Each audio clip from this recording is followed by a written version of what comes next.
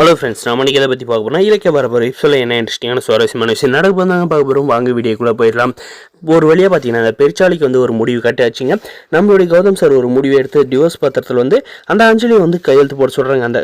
அந்த அஞ்சலி பார்த்தீங்கன்னா என்ன சொல்கிறான்னா, என்னால் வந்து கையெழுத்தெல்லாம் வந்து போட முடியாதுன்றாங்க. அதுக்கு பார்த்தீங்கன்னா நீ வந்து கையெழுத்து போடலாம் கண்டிப்பாக வந்து எத்தனை வருஷம் வந்து ஜெயிலில் போயிட்டு இருப்புன்னு வந்து தெரியாது, மரியாதையாக வந்து சொல்கிறத கேட்டு நீ ஜெயிலுக்கும் போகக்கூடாதுன்னா இதில் வந்து கையெழுத்து போட்டு கிளம்பிக்கிட்டே இரு அப்படின்றாங்க. அதுக்கப்புறம் பார்த்தீங்கன்னா நம்மளுடைய சிந்தாமணி பார்த்தீங்கன்னா, ஐயோ நம்ம மகன் வந்து ஜெயிலுக்கு போயிடலாம் அப்படின்ட்டு பார்த்தீங்கன்னா, அஞ்சலி நீ வந்து கையெழுத்து போடு, நம்ம வந்து பார்த்துக்கலாம் அப்படின்றாங்க. இந்த சிந்தாமணியுமே வந்து ரொம்ப நேரம் வந்து கெஞ்சினா அப்புறம் வந்து இந்த அஞ்சலி வந்து கையெழுத்தே வந்து போடுறாங்க. அதுக்கப்புறம் பார்த்தீங்கன்னா ஒரு வழியை எப்படியோ வந்து கையெழுத்து போட்ட அஞ்சலி, இல்லைனா வந்து உங்க கூட சேர்ந்து நானுமே வந்து ஜெயிலுக்கு போக வேண்டியதாக இருந்திருக்கும் அப்படின்ட்டு அந்த அஞ்சலிக்கிட்ட இந்த மால் டாக்டர் வந்து சொல்கிறாங்க, ரொம்பவே நன்றி அஞ்சலி அப்படின்ற மாதிரி எதுவும் சொல்கிறாங்க. அதுக்கப்புறம் பார்த்தீங்கன்னா உங்கள் மகளை கூப்பிட்டுங்கேருந்து கிளம்பிடுங்க அப்படின்ட்டு சிந்தாமணிக்கையில் நம்முடைய கௌதம் சார் சொன்னதும் பார்த்தீங்கன்னா அந்த இடத்துலேருந்து வந்து கிளம்பி ரெண்டு பேருமே வந்து போகிறாங்க. அதுக்கப்புறம் பார்த்தீங்கன்னா நம்ம இலக்கியாவும் கௌதம் கார்த்திக் வந்து வா கார்த்திக், இனிமேல் வந்து அவளுக்கு உனக்கு எந்த ஒரு சம்மந்தம் இல்லவா, நம்ம வீட்டுக்கு போகலாம் அப்படின்ட்டு வந்து கூப்பிட்டு வந்து கிளம்புறாங்க.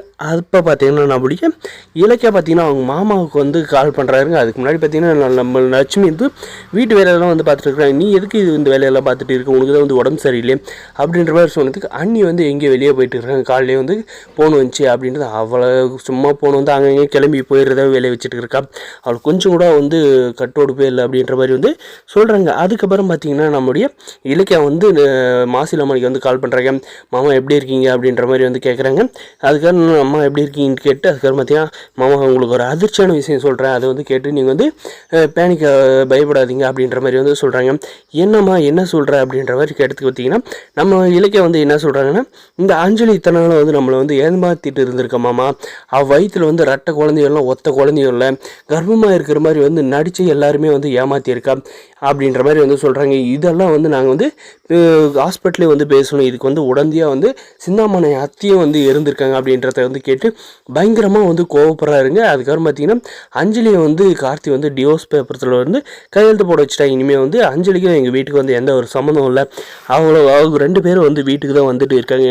இந்த விஷயத்த கூட உங்ககிட்ட இருந்து வந்து மறைக்கலான்னு பிளான் பண்ணுவாங்க, அதனால தான் நான் முன்கூட்டியே உங்களுக்கு வந்து கால் பண்ணி சொல்கிறேன் அப்படின்ற மாதிரி பார்த்தீங்கன்னா நம்ம இலக்கியா வந்து சொல்கிறாங்க. சரிம்மா, நான் இன்றைக்கி அவங்க வரட்டும் ஒரு வழி பண்ணுறேன் அப்படின்ற மாதிரி இந்த மாசிலாமணி வந்து சொல்கிறாங்க.